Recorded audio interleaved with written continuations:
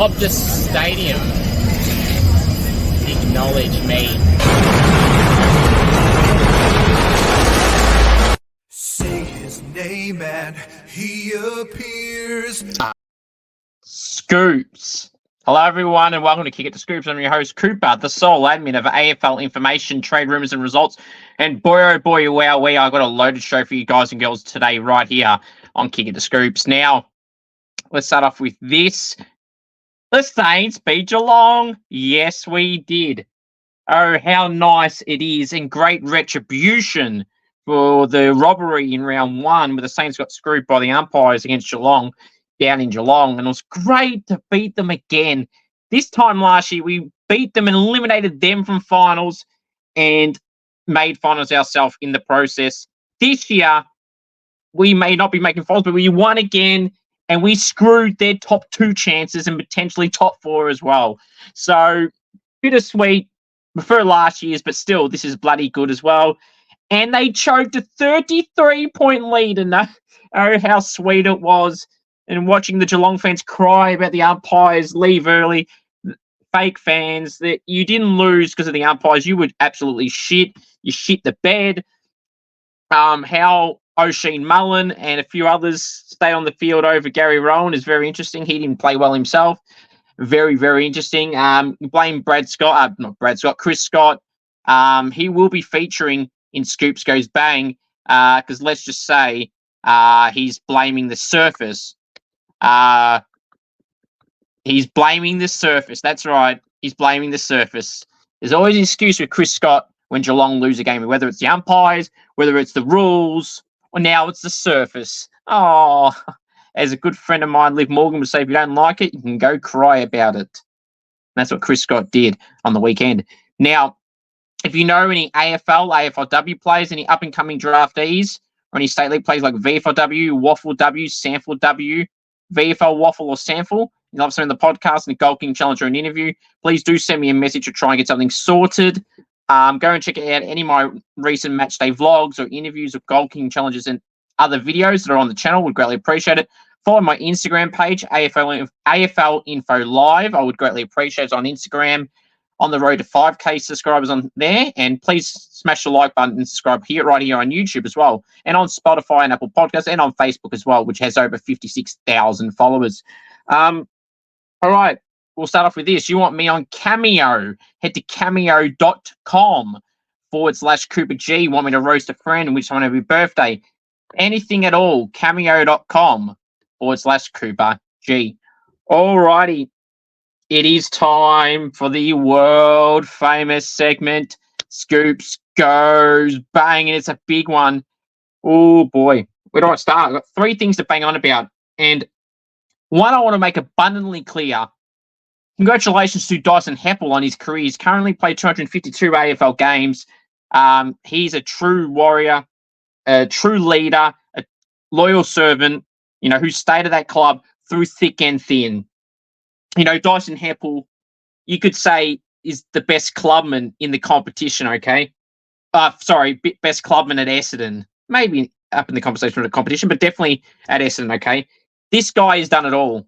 He stayed there from his draft year till now, the end of his career, and quite frankly, to be honest, that's a very rare thing these days. You won't see many people do that these days, and Dyson has done that.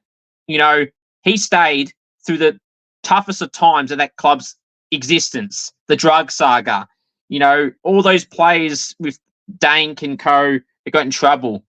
Dyson Heppell was one of two players that didn't take it, and he stayed when they had fill-in replacements, top-up players, whatever they called it at the time. He went through all that. He stayed. He could have left. Everyone else around that time basically left and abandoned the club, but Dyson Heppell did not, okay? Dyson Heppell stayed. Now, what I've got to add to this is simply this. He also could have joined the Gold Coast Suns last year on a 2-year deal and then have a guaranteed coaching role, whether that's development or whatever, after that. But he rejected that, okay, to stay loyal to his original club in Essendon on a 1-year deal, might I add, not 2, 1.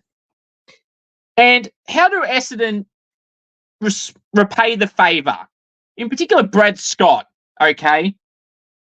So Essendon couldn't play finals, okay? We know they couldn't. Let's be real. They're shit. They weren't beating Sydney.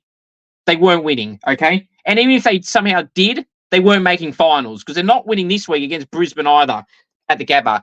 Now, what they could have done is, people say to me, oh, Scoops, mate, he's not in their best 23 anymore.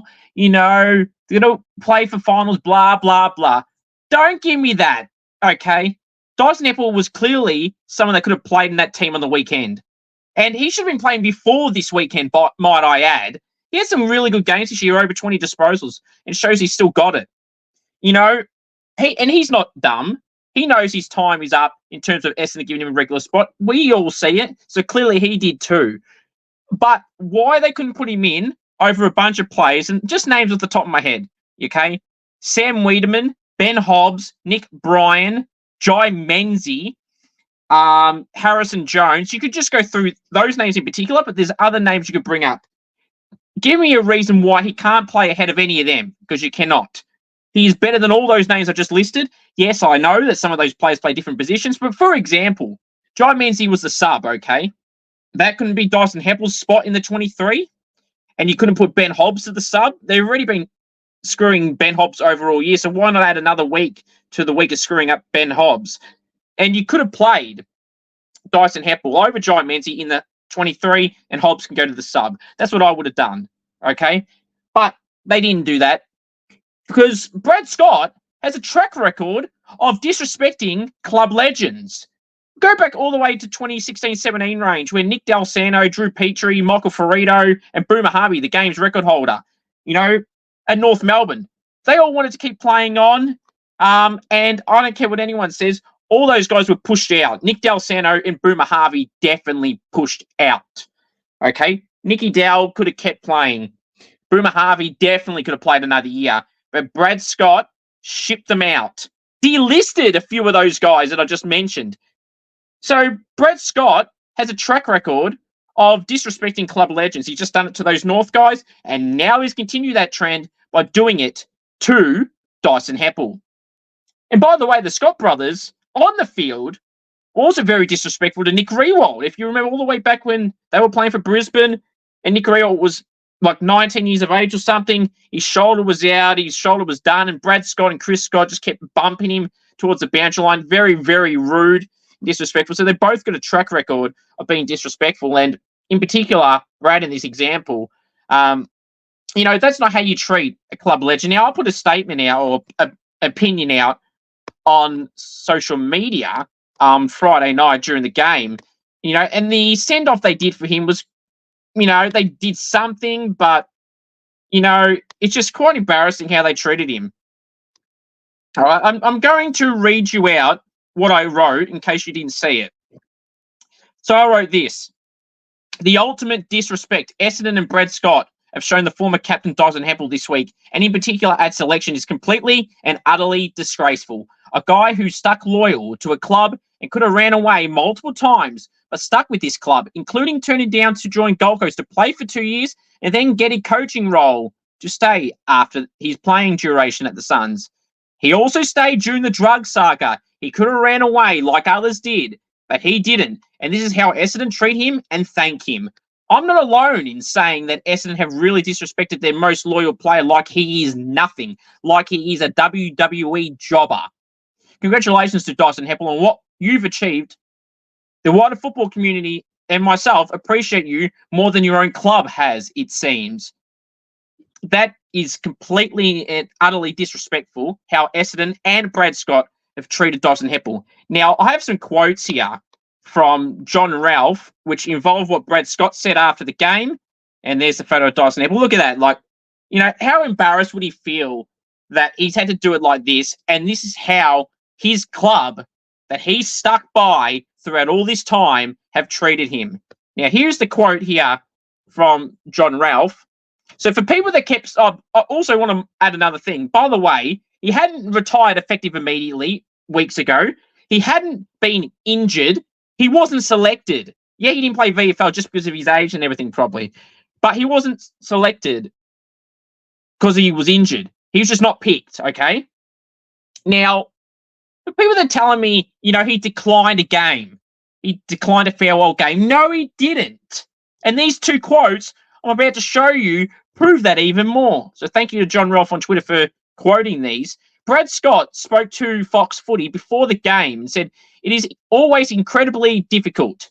There is a lot of luck in our game. You can be right place, right time. Dyson has led our club through a very tumultuous period. I speak to him again. He was explicit that he knew it would be time for him to call on his career. When there were players ready and able to take his spot in the team, he's available for selection. We are still in the hunt." No, you're not. He is still training as well as ever, but he was explicit that if there is a player performing in his spot, they should take that spot. So, right there, he is available for selection. Means he's not retired, he's not injured, he's just not picked. And tell me why Jai Menzies, Ben Hobbs, Nick Bryan, Harrison Jones, those names I just listed off, why they're playing ahead of him. Not in just this game, but any game. So he was available, okay? And if you read the quote there, he says it's always incredibly difficult. So he just told you he didn't pick him because he just didn't want to pick him. And because they're in the finals race, which is ridiculous in its own right. Okay, so you look at that. So he's still training. So I said, not injured. He's available for selection. So this crap that people say he declined it, I don't know what you're on. He didn't decline anything. I guarantee you, if Brad Scott had went up to Dyson and said, "Mate, look, we would love for you to play, not because we want to give you a farewell game, because we think you're in the best side," which he is, we want to put you in. You think Dyson's going to say no then? No, he won't. Number one, because he's a great guy. Number two, he'll do what he needs to do. So for the people that say he declined it, he didn't decline it. And Brad had said, "We want you to play. Can you please play?" Of course he'll say yes. You think he's going to say no? What is he playing for? Just sit at home and do nothing or play twos? No, he hasn't. He is not there to play twos. So, he didn't play VFL on the weekend, as I said. Now, this was their footy boss, Dan McPherson. Essendon were adamant it had to play its best side tonight. Well, you lost, number one, and you played players that are far worse than Dyson Heppell, including Sam Wiedemann and Nick Bryan and Jai Menzies and those other guys. If the club wasn't in finals contention, Heppell would have played. The season is officially alive. Yeah, no, it's not. Might get a farewell game against the Lions. So further proof that he isn't retired yet, like he could have played. It wasn't effective immediately. He's not injured. He just wasn't picked. Now, I understand if people are saying, "Oh, you don't just give someone a game for the sake of giving it." But number one, they couldn't play finals. So this crap that they wanted to play their best side, Jai Menzies not in their best team. I've been reading all the Essendon pages, Insta post comments when they do team selections. It's like, "Oh, Jai Menzies must have photos. Why is he getting a game? Ben Hobbs, where is he?" And then Nick Bryan is like, "Why are you playing two rucks?" Then it's Sam Wiedemann. He's a forward, now playing backline in the twos. Like, you can rotate guys. Nick Cox is out short, but fair dinkum, the selection integrity at Essendon is all over the place. Reward form, they don't do. Now, I'm getting off track about Heppell. Congratulations to Dyson Heppell on a wonderful career. And no matter what, if Essendon give Dyson Heppell a game this week against Brisbane, it's because they've caved in to the pressure, okay? They know they screwed up, okay? They know they stuffed this up. And they're going to backtrack, okay? And they're going to try and, undo what they've done wrong and play him. They go, "See, we played him." No. You've only caved in because you can't handle the pressure that's been put on you for making the most ridiculous team selection of 2024. That is quite embarrassing and hugely disrespectful to Dyson Heppell. And if I was him, if he's going to do coaching somewhere and Essendon offered it, I would say, "No, thank you. Bye. Bye-bye." He'll get it somewhere else. He might even get it back at Gold Coast for all we know, or somewhere else. He might not want to do it anymore. We'll have to wait and see. But congratulations to Dyson Heppell on a wonderful career. And no matter if he plays this week, that would Essendon be caving into the public pressure. Simple as that. To the Essendon Football Club and Brad Scott. Lift your game. That is pathetic. And Brad Scott, start treating your club legends a little bit more respectfully than what you've done. And don't give me this Heppell stuff. You've done it to Michael Ferrito, to Drew Petrie, to Boomer Harvey, and to Nick Del Santo, and there may have been more at that time. So, no. Lift your game, Brad Scott. Pathetic. And also, funnily, while on the topic of Brad Scott, you know when he whinges about the rules? It's a Scott thing to whinge about the umpires, and Chris Scott's the next person we're going to talk about. You notice how Brad whinges about the rules of the game and everything like that this year? Like, oh, this should be this and this should be that. You were running the freaking thing last year or whatever year it was, Brad. So what are you on about? They're the rules you put in. You're complaining about what you put in. Like, it don't make sense. Now, Chris Scott, the Saints beat you fair and square. Now, I know you gave St Kilda credit in your presser, but, of course, it wouldn't be a Scott thing without excuses after a loss. And Chris Scott rolls out the surface excuse. I'm sorry. St Kilda's played at Marvel with those wet conditions or slippery conditions for the last 6 weeks or so. But it's because you don't travel anywhere and you play the X amount of games at your home ground or at MCG. You don't have to travel anywhere. So, like, just admit you lost fair and square. You didn't lose because of the umpiring. You didn't lose because of the surface. And even if you want to use the surface excuse, Chris, you do understand that St Kilda played on the same surface you did. And it'd be just like someone else saying, oh, well, you know, it was raining at GMHBA, so yeah, that's why we didn't win, because we played for a roof. That's just like saying that. Like, both teams are playing on it. You want to be accustomed to certain conditions? Train in those conditions, if you're so concerned. But you didn't. You just pulled out the excuses. It's a Scott thing to do. When they lose, it's always the umpires, the surface, the rules. They bring up the academy things. It's always something with the Scott brothers to whinge about some rules or umpiring or something. And they don't get in trouble either. See, Craig McRae gets a please explain, and other coaches have got please explains. But those two, dare I say it, are scot-free when it comes to getting in trouble, when they debate things. Chris Scott, just admit that you lost fair and square. Your team choked a 33-point lead. The Saints smashed you out of your top 2 contention and potentially top 4 contention. Just worry about the Eagles this week. And for your sake, you'd want to hope you get the win. Otherwise, you're out of the 4 because Brisbane are going to beat Essendon, and then you'll go to 5th, potentially lower, depending on how the other results go. So to the Scott brothers in particular, lift your game, pathetic. Now, the other thing, and the final thing I want to talk about on Scoops Goes Bang, is this. Hawthorn. You're on a great run right now. You're going to get Tom Barrass more than likely in the trade period and potentially my man Josh Battle from the Saints. And it'll make your stocks rise even higher. But this has got nothing to do with that. This has got nothing to do with your form, really. It's like taking a selfie photo on the ground again. Now, I've brought it up for the Bulldogs carrying on a few weeks ago. I brought it up for other clubs carrying on. If St Kilda do it, I will carry on. Now, you beat Richmond on the weekend. Richmond, who are useless, okay? Richmond are no good. And they've got their VFL team lining up at the moment. You smashed Richmond. Good job. You've done what half the comp has done. And quite frankly, you beat them by however much you did.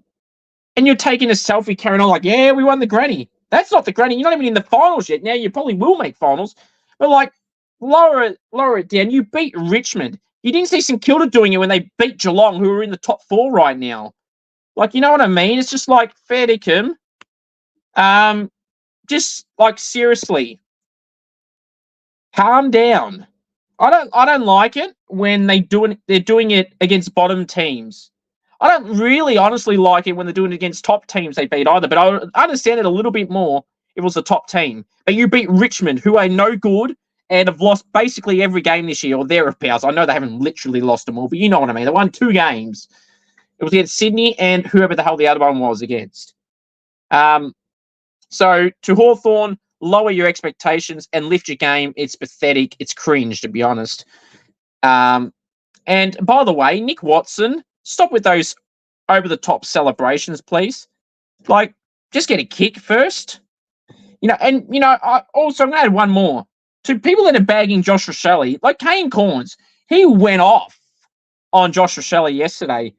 Now, has Josh Rachele been in great form over the year? Not really. He's had bits and pieces where he's been good. He kicked the match-winning goal against Essendon. He loves doing these celebrations. Now, people are going to say, we just said that about Nick Watson, but no, Josh Rachele is actually good and has runs on the board.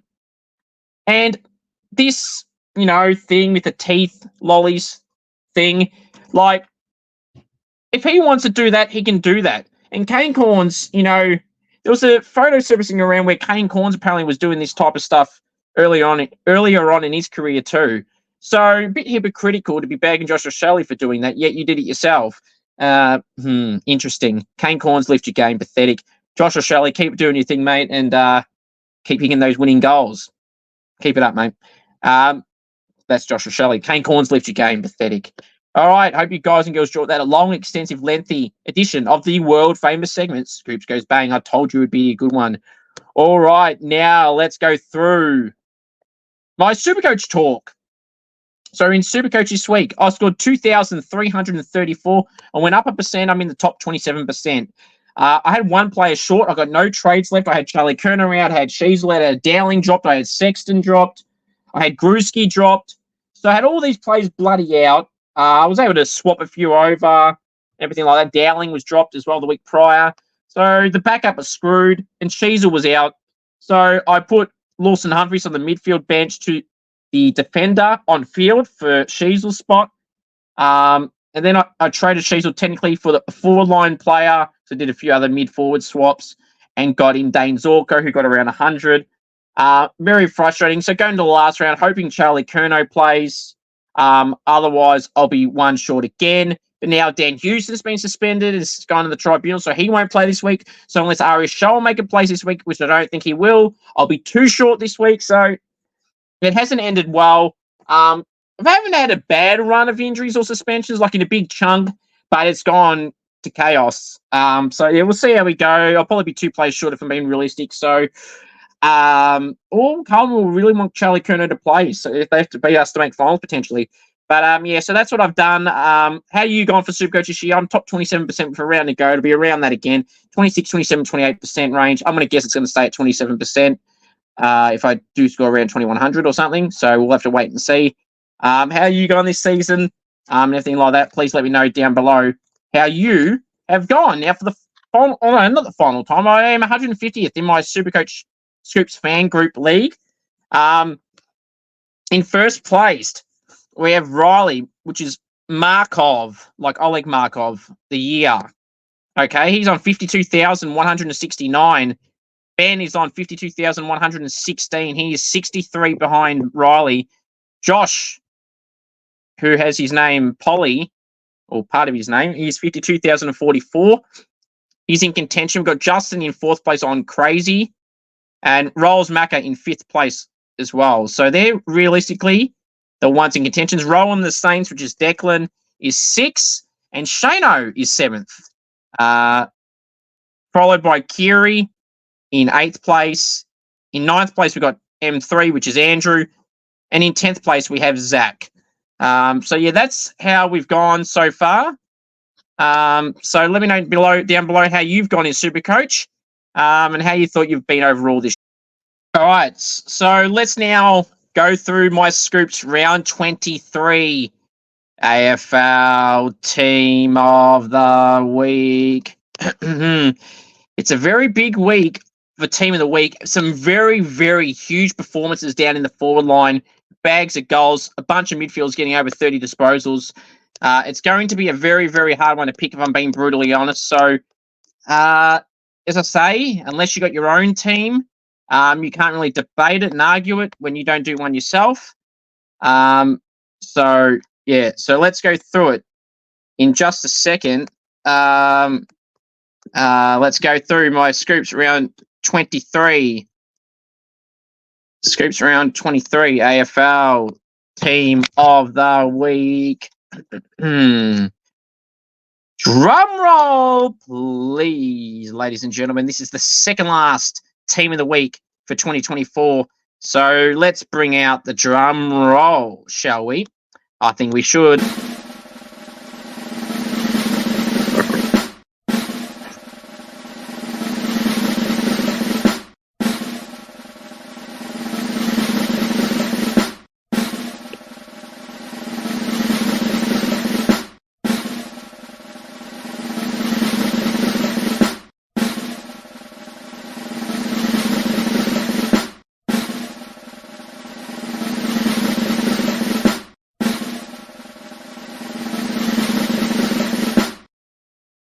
All right.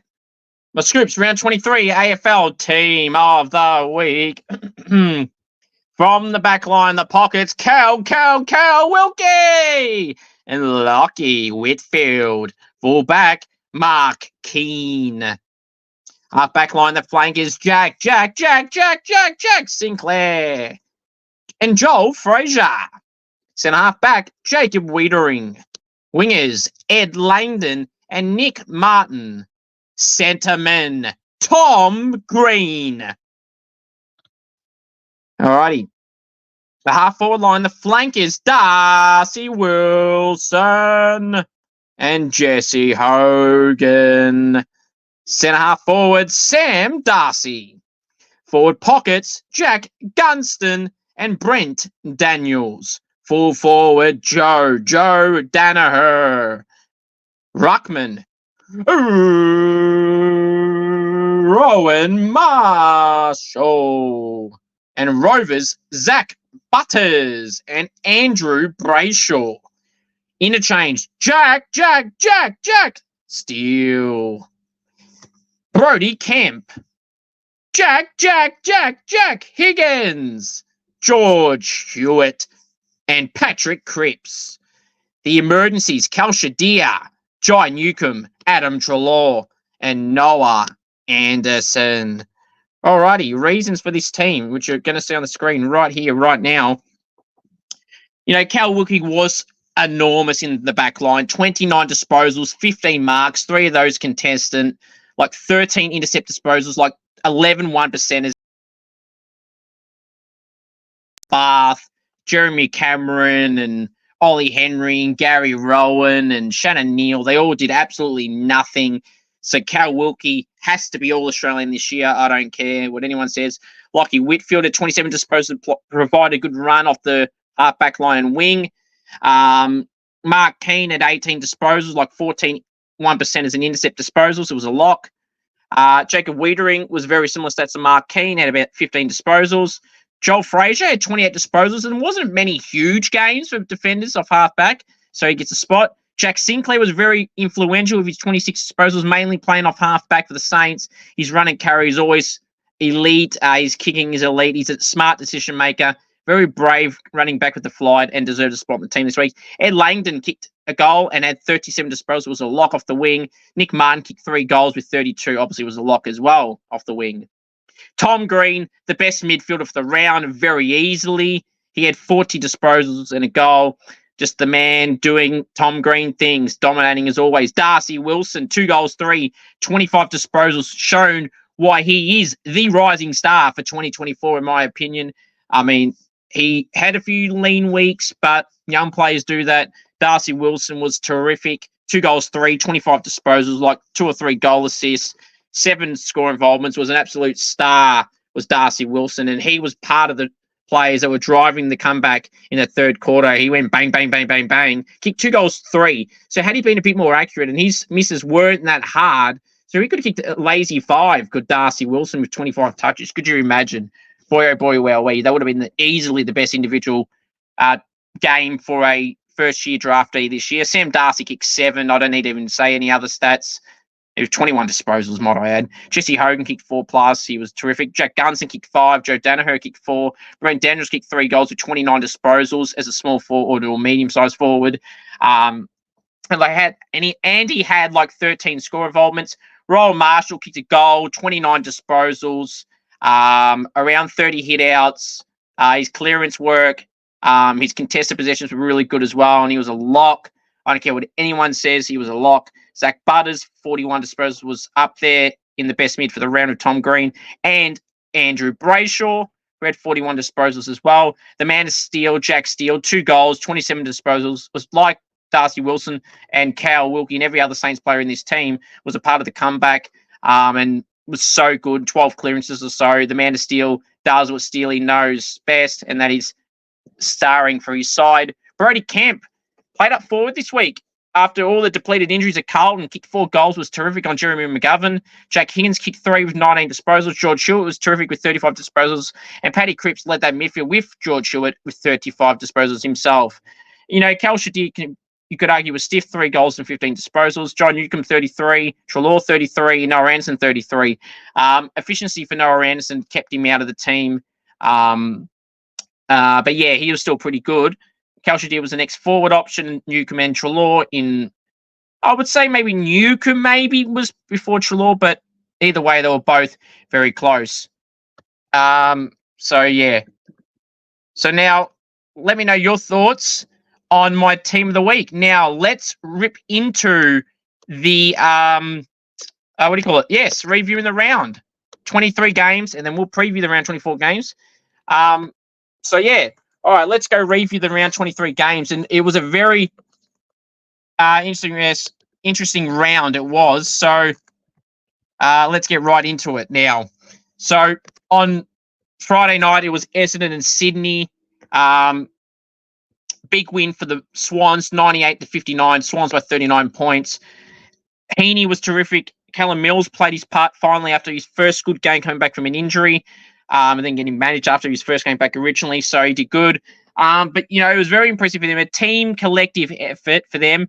Essendon may have had players that had big cumulative disposals like, Joe Caldwell and Nick Martin. But, Sydney got an even contribute performance. Luke Parker kicked 3, played well up forward. So, the Swans got what they needed to do. The Swans and Giants top 2. How amazing is that for the Giants or for New South Wales in general? Gold Coast 63, Melbourne 117. Melbourne needed this confidence booster. They had lost like 4 50-50 games in a row. So credit to them for, bouncing back and, getting the win because they needed it for their confidence. 54 points. Max Gawn was okay. And yeah, they got the win. Noah Anderson and Touk Miller were some of Gold Coast's best players. Now let's go to the next game to go through. GWS 101, Fremantle 92. It was an important game for both sides, but definitely for Freo because now their finals chances are slipping and they're hanging on by a thread. They're actually 9th right now. So they would need to beat Port in Perth in the last game of the 2024 home and away season, but need one of Saints to beat Carlton, Bulldogs to lose to GWS, GWS to beat Bulldogs in Ballarat, or Saints Carlton's at Marvel, or need Hawthorn to lose to North, which ain't happening in Tassie. So they would realistically need Saints or Giants to beat Bulldogs or Carlton at Ballarat or at Marvel. So they have to win as well. They can't just have one of them lose. They need to actually win themselves. So you got no one to blame for themselves. 5 games they've led it 3/4 time this year and choked it. So they'll have no one to blame but themselves. They'll have no one to blame but themselves. Now, do I have to refresh your memory to the robbery in Gather Round when Freo played Carlton? Freo fans, you may have forgotten that. Some may remember it. You may have got screwed. But this game, Tom Green, Andrew Brayshaw, Brent Daniels, Hogan kicked 6, not 4. So don't know why I said 4. He's kicking at least 4 every week, though. So that's probably why it's in the back of my mind. Kicked 6. So terrific games. Lockie Whitfield was good. James Peatling played well as well. Caleb Sarong played his part, kicked a couple of goals with his 20-odd disposals as well. Collingwood 79, Brisbane 78. What the hell happened here? Brisbane, top 2 chances are gone. Prime opportunity and blew it. Choking a 5-goal lead in the first quarter. Just unacceptable. Collingwood came back. And then Bo McCreary got that last goal with about 3.5 minutes ago playing time left. And Brisbane just couldn't get in front in the end. Had a few chances, didn't happen. Credit to the Pies for holding on. Nick Dacos played a part in the second quarter, in part of that comeback to level the scores or thereabouts at halftime. I think it was 2 goals. Close enough, what I'm getting at. But yeah, the Pies got it done. At that point, finals was a small chance, but now realistically it's not going to happen because they need to gain like 10%, and that's not happening. You have to win by like 250 points, and the other team to be Freo or Bulldogs and that losing by 80 points or Carlton as well. The showdown, 80-58 in favour of the Power by 22 points. They did what they did, and credit to them for doing that because the Crows came at them. Isaac Rankin got knocked out by Dan Houston, who's been sent to the tribunal. Jack Graham's escaped his suspension, by the way, for Richmond, which is good for Eagles fans when he joins them next year, most likely. But yeah, so Port got the win. Butters was terrific. Rosie played his part. But yeah, they struggled down back. Their key defenders really need to be changed, like Radagalias, Zerk Thatcher. Their ruckman, Jordan Sweet's not cutting it at all. They need to change those roles up real fast if they're going to do well in finals. They need players to just step up. Like Aliir's got a lot of pressure on him. Georgiades, as he come back this week. So, like Todd Marshall as well. Finlayson's out for the year. Charlie Dixon needs to stand up.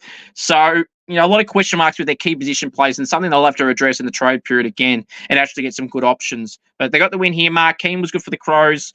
Dawson and Laird was okay. The next game was the Saints 107, Geelong 89. Saints by 18 points. Got out to 30 in the lead in the last quarter. They got 2 cheap goals from Jeremy Cameron at the end. Junk time goals again. Jeremy Cameron's good at kicking junk time goals, as he did recently when he kicked 6 goals in a game. Out the back, lucky fluking bounces and everything. Fluking the bounces and everything like that. And out the back, Joey the Goose, as they say. But yeah. Saints, awesome. Sinclair, Wilkie, Marshall, Higgins, Wilson, everyone played their role. Hugo Garcia, you talk about an impact sub, and that's what he did. He played 19 minutes of the last quarter, Hugo. He had 6 disposals, but 4 of those were score involvements. Shows he's going to play this week. He better play this week because he bloody deserved it, and he was a key contributor as to why we won that game in the last quarter. The super sub, Hugo Garcia. Hopefully Filippo's back this week from illness. Unfortunately, Carinini done his shoulder, so he'll be out for the year and obviously this week. And Brad Hill went off with a calf tightness or something, so he might not play this week either. So hopefully Filippo comes in this week. And potentially Tommy Campbell, hopefully. All right. So, yeah, I kind of mentioned earlier how good we were. The comeback was awesome. 33 points down. I had a lot of Geelong fans chirping me, random people commenting on my post going, how's this going for you? Yeah, it's going real well. We won. We won after trailing by 33 points at halftime, and we won by 18 points. So, yeah, 51-point turnaround. Love it. Go the Sainers and all aboard the Filippo train. They're now forever together. Right. Literally, I'm not going to talk much at all for these Sunday games because they all were useless. Bulldogs 138, North 42. Bulldogs were 96. No Sheasel, no North Melbourne. Unfortunately, Comden copped a bad injury and went to hospital. Hopefully, he's all good. At the start of the game, North are useless, completely unacceptable performance. Sam Darcy kick 7 was terrific. Treloar was good as always. Ed Richards played the part. And, yeah, we move on. Hawthorn, Richmond, 131-68. Hawthorn by 63. Not going to say anything. Will Day, collarbone, will be okay.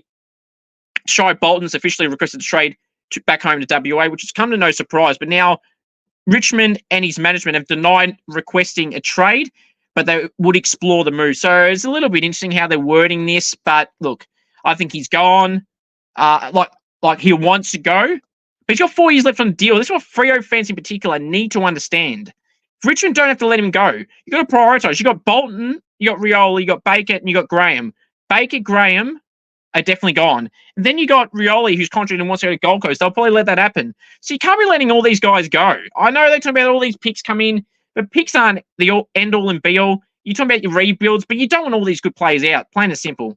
For the game, I'm not even going to bring up anyone because they're all useless for Richmond. West Coast 34, Carlton 99. Credit to Brody Kemp. Ashton Moy kicked a great goal on debut. Cooper Lord had a good game. Jackson Binns kicked a great goal on the boundary line and let them know about it, and rightfully so. It was a great goal. Credit to him and Moyer. Brody Kemp kicking forward was terrific. Cripps and Hewitt, 35 apiece in the midfield, were terrific.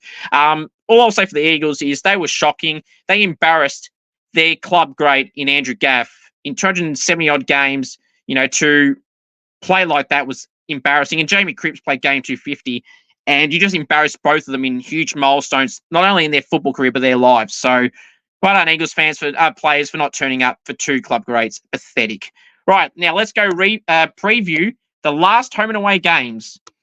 So, we'll just run through them now. So, the last game we got, first game, of this round, Friday night at the MCG, Collingwood and Melbourne, or Melbourne-Collingwood, 7:40 Vic time.